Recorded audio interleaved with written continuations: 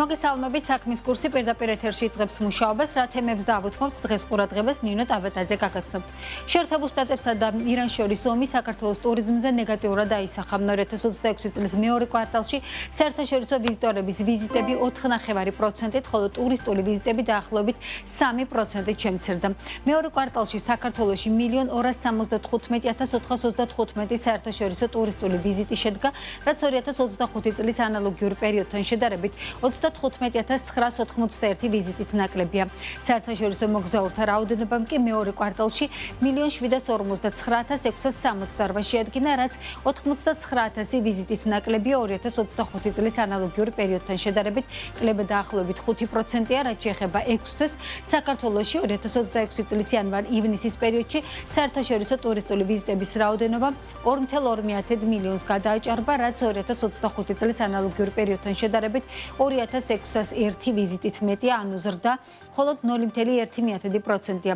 საერთაშორისო მოგზაურთა ვიზიტების რაოდენობა ორივე კვარტალში ჯამურად 3 მილიონი შეადგინა, რაც 2025 წლის ანალოგიურ პერიოდთან შედარებით 103,568 ვიზიტით ნაკლებია, კლება 3,3% შეადგენს. ტურიზმის ეროვნული ადმინისტრაციის ინფორმაციით 2026 წელს იანვარ-ივნისის მონაცემებით ევროკავშირის ქვეყნებიდან და დიდი ბრიტანეთიდან საქართველოში რეკორდულად მაღალი 279,000-ზე მეტი ვიზიტი შედგა, ზრდა 23%-ს აღემატებოდა.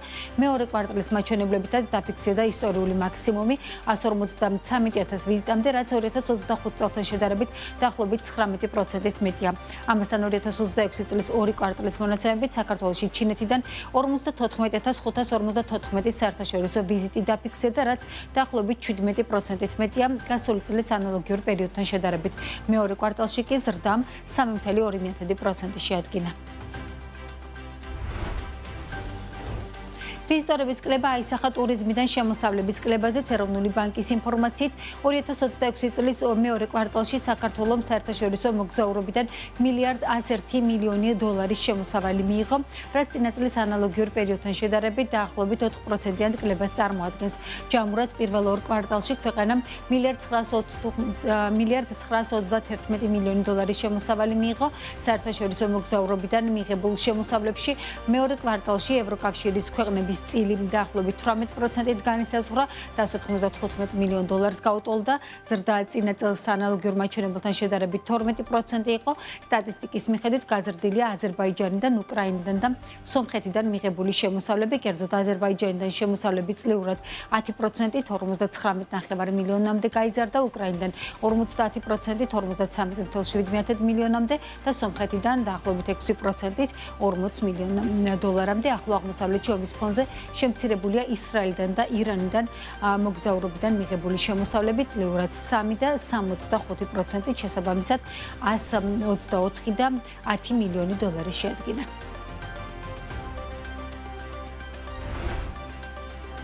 ინფრასტრუქტურის მშენებელ კომპანიებს სახელმწიფოს შესყიდვებში ამოქმედებულ ფასთა ინდექსაციის წესთან დაკავშირებით შენიშვნები აქვთ, როგორც ინფრასტრუქტურის მშენებელთა ასოციაცია შაბაბი, სექტორისთვის მოულოდნელი აღმოჩნდა ფასთა ინდექსაციის 60%-იანი ნიშნული. ასოციაციის აღმასრულებელი დირექტორის განცხადებით, ხარჯსაღრიცხვის მხოლოდ ამოცლობით ინდექსირება ვერ უზრუნველყოფს ინფლაციითა თუ ფასების ზრდით გამოწვეული პრობლემების სრულად კომპენსირებას. მისივე განცხადებით, საერთაშორისო პრაქტიკაში ხარჯების მინიმუმ 80%-ის ინდექსირება ხდება. აღსანიშნავია, რომ მთავრობამ ინფრასტრუქტურული პროექტების სფეროში ფასების ინდექსაციის ახალი მექანიზმი დაამტკიცა. ახალი წესით ფასების ინდექსაცია ყველა ინფრასტრუქტურულ პროექტზე ავტომატურად არ გავრცელდება. მექანიზმი შეეხება მხოლოდ იმ სახელმწიფო კონტრაქტებს, რომელთა შესრულების ვადა 12 თვეზე მეტია, როგორ აფასებენ სექტორის წარმომადგენლები და რა შენიშვნები აქვთ ფასების ინდექსაციასთან დაკავშირებით სექტორის წარმომადგენლებს. ნუცა შუბაშვილი გაგოცნობს თემის დეტალებს მომდევნო გამოშვებებში. საქართველოდან ექსპორტი იზრდება, იმპორტი კი თითქმის უცვლელია. იანვარ-ივნისში საქართველოდან ექსპორტმა $3,870 მილიონი შეადგინა, რაც წინა წლის ანალოგიურ პერიოდთან შედარებით 20%-ით მეტია. საექსპორტო სასაქონლო ჯგუფში პირველ ადგილს სუბუქი ავტომობილები იკავებს, თუმცა მათი ექსპორტი წლიურად დაახლოებით 23%-ით შემცირდა და $928 მილიონი შეადგინა. მეორე ადგილზე არის ნავთობი და ნავთობპროდუქტები, რომელთა ექსპორტი $487 მილიონ გაიზარდა, ხოლო მესამე მესამე პოზიციას ძირფასი ლითონების მადნები და კონცენტრანტები იკავებს 304 მილიონი დოლარი. ტოპ 5-ში შედის ფერო შენადნობები და სპილენძის მადნები. კლებაა ღვინისა და სპირტიანი სასმელების კუთხით.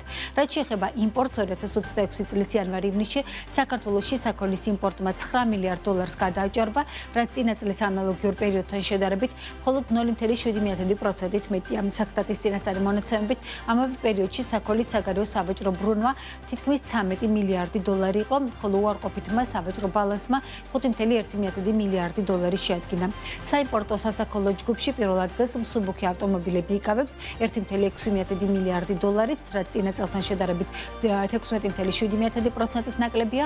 მეორე ადგილზე არის ნავთობპროდუქტები 811 მილიონი დოლარით, ზრდა ამ შემთხვევაში 35%-ია, ხოლო მესამე პოზიციაზეა მედიკამენტები 365 მილიონი დოლარის იმპორტით, ზრდა 8.9%-ში შეადგენს. ფაოს ჩართულობით საქართველოში ხორცის მწარმოებელთა ასოციაცია დაფუძნდა, რომლის მთავარი მიზანია სექტორის წარმომადგენლების გამარტივებული კომუნიკაცია ფერმერებთან, მომხმარებლებთან, სახელმწიფო სტრუქტურებთან, საერთაშორისო თუ ადგილობრივ პარტნიორებთან, რამაც საბოლოო ჯამში ხელი უნდა შეუწყოს ქვეყანაში სურსათის უვნებლობას, პროდუქციის მიკვლევადობას და ხორცის სექტორის მდგრად განვითარებას. სექტორში ერთ-ერთი მთავარი გამოწვევა ფრაგმენტიზაცია და ერთიანი ინტერესების ირგვლივ კონსოლიდაცია. რა გამოწვევებია ხორცის წარმოების მხრივ საქართველოში და რა შესაძლებლობები აქვს ასოციაციას პრობლემების იდენტიფიცირებისა და გადაჭრის კუთხით. მიხეილ სოხაძე, ფაოს პროექტების მენეჯერი, შემოგერთდება საქმის კურსში 15 საათსა და 30 წუთზე. ამ და სხვა სიახლეებით ეთერში ბრუნდებით 13 საათსა და 40 წუთზე. დაგვრჩებით.